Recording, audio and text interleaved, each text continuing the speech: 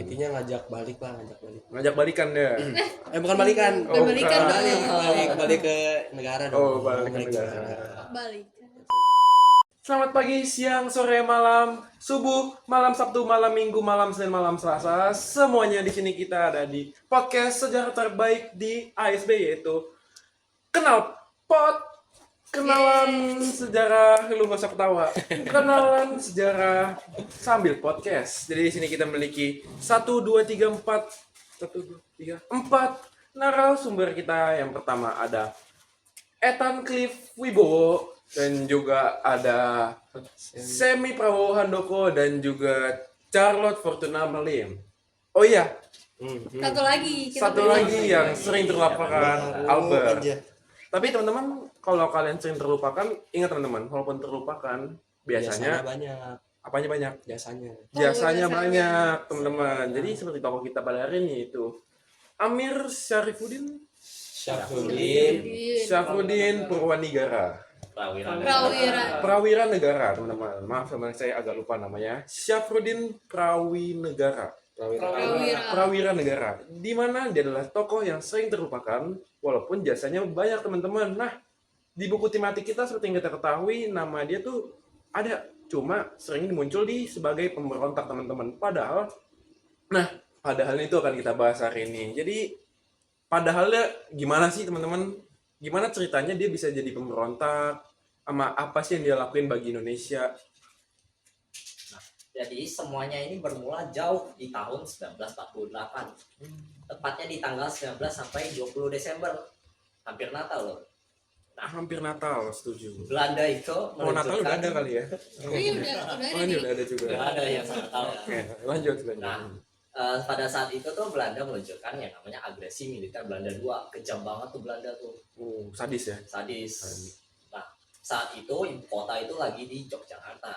Dan tokoh-tokoh penting kayak Soekarno, Muhammad Hatta, Sultan Syahrir segala macam itu diculik oleh Belanda. Nah, tapi sebelum diculik, Soekarno itu memberikan surat kuasa ke si Syafruddin Prawira Negara ini buat mendirikan pemerintahan darurat Republik Indonesia atau PDRI di Bukit Tinggi. Jadi pada hari itu Soekarno memberi mandat kepada Syafruddin. Iya, sebelum dia ditangkap. Artinya secara nggak langsung dia adalah mungkin bukan pengganti presiden kita. Soalnya presiden pada saat itu lagi ditangkap. Jadi kita nggak ada penguasa di situ. Nggak ada yang mengatur Indonesia saat itu. Ngomong-ngomong, itu gimana caranya si Bapak Soekarno bisa ngirim mandat padahal dia di penjara tuh, bro? Oh, jadi dia tuh sebelum ditangkap dia ngeberi surat dulu. Tapi selain ke Syafruddin ini, dia juga ngeberi surat kuasa ke kedutaan besar di India saat itu. Jauh banget dia. Beli suratnya bukan di itu kan, yang toko Madura, bukan?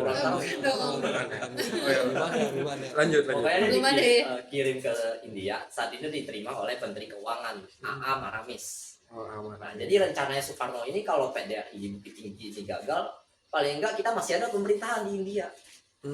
Nah, jadi gila banget tuh rencana Soekarno waktu itu. Revolusioner ya? Iya.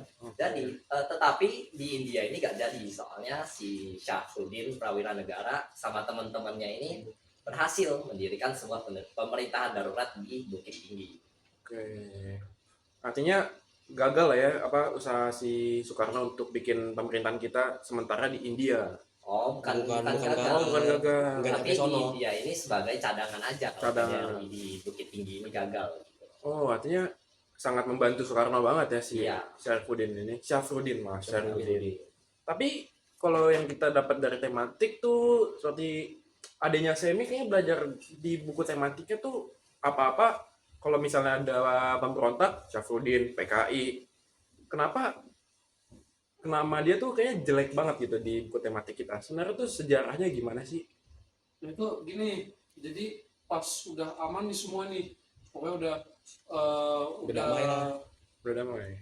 Udah aman lah, kira-kira situasi udah stabil gitu. Okay. Nah, Soekarno ini tuh mau melakukan pembangunan besar-besaran tuh di Jawa gitu. Jadi kayak apa namanya yang di GBK itu sebutannya apa? Yang mercusuarnya itu waktu itu Indonesia sebagai penyelenggara lomba Asian Games keempat. Itu lumayan bergengsi ya. Artinya presiden kita lumayan gengsi orangnya. Makanya dibangun Dibangun. proyek. Tetapi masalahnya itu dibangunnya di Jawa semua. Iya, Jauh jadi semua. Syafruddin Prawira Negara ini merasa terlupakan itu. Padahal dia udah jadi pengganti presiden, dia udah ngejalanin pemerintahan darurat, tapi jasa-jasanya itu seakan-akan dilupakan itu. Kecewa Nah, gitu. Kecewa, Kecewa, terlupakan. Terlupakan. Terlupakan. Enggak kan kamu yang ingetin saya. Iya. Ya, terlupakan ya. Ingat ya. Apalagi dia tuh orang Sumatera Utara kan, Bapak Amir ini. Maaf Bapak Syafruddin ini. Amir beda orang ya teman-teman. Pak Udin. Oh ya teman-teman, Amir Syafruddin sama Syafruddin Prawira Negara itu beda orang Beda. teman-teman. Hati-hati. Satunya Pak Amir, satunya Pak Udin. Iya, Pak Amir dan Pak Udin tuh kalau kalian ujian salah orang, salah dia. Beda tuh, salah tuh. Salah total. Oke, lanjut. Jadi kenapa dia sampai kan dia dilupain, tapi kenapa stigmanya negatif sampai dia dikit-sedikit nama dia sebagai pemberontak, teman-teman? Karena dia karena merasa terlupakan, akhirnya dia buat apa ya, dia mendirikan Banyak gerakan ya. PRRI Permesta namanya. PRI Prawesta. Jadi dia ini semacam sebenarnya pemberontak bisa, tapi lebih ke apa ya, mengkritik gitu, mengkritik pemerintah karena terlalu sentral ke Jawa terus pembangunannya, sehingga daerah-daerah yang lain tuh dilupakan gitu, maksudnya nggak berkembang seberkembangnya Jawa gitu. Jadi makanya dia tuh buat tuh PRRI Permesta. Adanya ketimpangan infrastruktur ya. Iya betul. Oke, jadi seberdampak itu ya bagi para tokoh-tokoh di mana daerah mereka tuh merasa dianaktirikan dibanding Jawa. Ya. Iya. Oke, jadi proses pemberontakannya itu gimana? Kenapa? Kan yang dibilang tadi dia kecewa ya, terus melakukan apa ya bisa dibilangnya itu Separatisme gitu. oh separatisme. Oh gimana cerita itu? Saya baru tahu tuh separatismenya tuh. Sebenarnya bukan ke separatisme ya, ini lebih ke tujuannya itu lebih ke pemerintahnya, jadi pemberontak Mengkritik pemerintah. mengkritik pemerintah. Gitu. Iya. Tapi kalau mengkritik kenapa di tematik sampai dia bilang pemberontak? Apakah dia melakukan kekerasan gitu atau terlalu ekstrim sampai dia nggak separatisme? Ada nggak versi seperti itu ya? Mungkin ada ya, mungkin dari beberapa versi ada di situ terjadi aksi militer ya katanya gitu. Tapi ya itu tadi tujuannya kan supaya pemerintah ini lebih memperhatikan daerah-daerah yang lain gitu. Ya Itu kayak cari perhatian lah begitu Kak. oh ya, itu karena efek dari project mercusuar itu ya teman-teman. Iya. Oke, jadi gimana nih Albert Carrot? Kalian ada informasi tambahan nggak yang kita mungkin nggak tahu gitu? Pastinya ada banget. Jadi di akhir pemberontakannya, upaya militer yang dilakukan oleh APRI, yaitu Angkatan Perang Republik Indonesia, untuk menumpas pemberontakan PRRI ini di wilayah Sumatera. Nah, itu tuh ada 3 operasi militer, yaitu operasi Tegas, yang dimana tujuan utamanya itu mengamankan wilayah Riau yang strategis dan kaya minyak. Operasi ini juga bertujuan untuk mencegah pimpinan dan anggota PRRI melarikan diri ke negara tetangga seperti Singapura atau Malaysia. Oh, artinya mereka sempat melarikan diri ya karena ketakutan ya teman-teman. Iya ya, wilayah operasinya ini di Riau, terutama tuh di Pekanbaru lebih Oh, tepatnya. Pekanbaru. Terus juga ada nih operasi 17 Agustus di mana tujuannya itu tuh buat ngerebut wilayah Sumbar, Sumatera Barat yang waktu itu tuh pusat kedudukan ya. Pusat Pusat kedudukan. kedudukan. Dan itu tuh dipimpin sama Letkol siapa? Letkol Letkol Ahmad apa? Ahmad Yani. Letkol Ahmad Yani. Iya, Ahmad Yani. Letkol Ahmad Yani kayak Oh, iya. nggak asing ya namanya ya. Sering ada di jalan raya kalau Iya, itu nggak salah. jalan flyover tuh. Flyover Bekasi ya. Yoi. Oh, bener juga. Pantesan kayak kita ke sekolah kayak Ahmad Yani tiap hari muncul ya. Kan lu Tambun gak lewat dong. Waduh, Udah lanjut. Jadi gimana sih akhir dari kan si Syafruddin ini ada bikin PRRI ya teman-teman ya. Itu akhir dari mereka tuh gimana ceritanya bisa sampai selesai usaha dari mereka tuh? Akhirnya memang pemerintah juga memberhentikan mereka gitu, menghentikan segala usaha mereka, menenangkan segala kericuan yang terjadi. Jadi usaha-usaha mereka juga akhirnya selesai gitu. Ya enggak terus-terusan begitu kan mengganggu stabilitas negara juga. Dengan berbagai upaya, kayak upaya militer gitu atau upaya demokrasi, atau ada dua-duanya teman-teman, diplomasi gitu. Gitu ya. Ada militernya sepertinya, kayak pemerintah itu mengantarkan angkatan udara, angkatan darat dan laut ya kalau tidak salah, dan ujung-ujungnya juga kalau tidak salah itu Soekarno itu meminta untuk damai gitu sama PRRI. Soekarno yang saya tahu dia melakukan diplomasi teman-teman. Ya, Jadi meminta supaya RRI untuk kembali ke Indonesia ya. ya, Dan juga ada keputusan Kepres ya teman-teman, nggak salah ya, nomor 322 yang waktu itu, ada yang tahu nggak teman, isinya apa ya? Terus 302. Jadi diberikan ini teman-teman, singkat saya ya, mantan PRRI itu diberikan amnesti teman-teman, sehingga mereka diterima lagi di negara ini.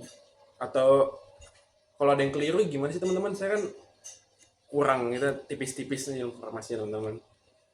Ini tentang pemberian amnesti kepada mantan PRRI. Bener ya? Iya, benar. Oh benar, iya teman-teman. Intinya ngajak balik lah, ngajak balik. Ngajak balikan ya. Bukan balikan. Oh, Balikan bukan. dong. Balik ke negara dong. Oh, balik ke negara. Balikan. Saya kira balikan mereka. Beda. Beda ya. Ya. Albert nggak mau balikan ya? Jangan deh. Oh iya. Oh jadi udah cukup banyak ya informasi. Ternyata sejauh ini si Bapak Syafruddin ini Pak Udin. ya, kalau kata Albert, Pak Udin ini Iya, Pak Udin. nggak, Ini ya supaya jangan salah ya. Iya, biar iya, nggak terlalu pemberontakannya tetap ada, hanya saja berakhir dengan cukup baik dan diterima kembali ternyata ya teman-teman ya. ya. Berbeda dengan PKI yang sampai keturunannya ada yang dibunuh lah, ada yang tidak boleh masuk sana sini, tapi kalau misalnya PRI ini masih diterima teman-teman, cara diplomasi. Jadi teman-teman, sekian dari podcast kita, yaitu podcast Knalpot, kenalan melalui podcast. Terima kasih. Halo kakak-kakak, jadi kami dari tim kreatif Knalpot, kita ada after session nih. Namanya kreasi, bukan. Namanya kreasi. Jadi kreasi itu adalah Knalpot refleksi. Jadi aku mau nanya dong, gimana refleksi dari kakak-kakak sekalian setelah sesi podcast hari ini. Boleh dari kakaknya? Mungkin dari kakaknya. Ya, jadinya dari yang bisa kita ambil, mungkin pelajaran yang bisa kita ambil ya kan, kalau misalnya di buku tematik Pak Udin ini nih dicap sebagai pemberontak gitu, tapi ya sebenarnya nggak begitu, dia memberontak juga ada alasannya, yaitu ya kurang dihargai gitu. Iya, mungkin pelajaran yang bisa diambil itu kita jangan melihat sesuatu sebelah mata, melainkan kita harus lihat tuh full konteksnya apa, mengapa dia melakukan itu. Jadi kita nggak boleh ngecap orang yang melakukan sesuatu jahat tanpa mengulik dulu kira-kira alasannya apa. Kalau dari aktor ini kita dapat lihat kayak secara signifikan banget dari dulu sama sekarang. Jadi kalau dulu itu kayak strict banget pemerintahannya, tapi kalau sekarang kayak pemerintahannya tuh kita udah bisa kayak secara langsung kayak bisa mengkritik pemerintahan, kayak bukan bebas sih, tapi lebih terbuka aja gitu sih dari kita. Udah. Makasih kakak-kakak semuanya.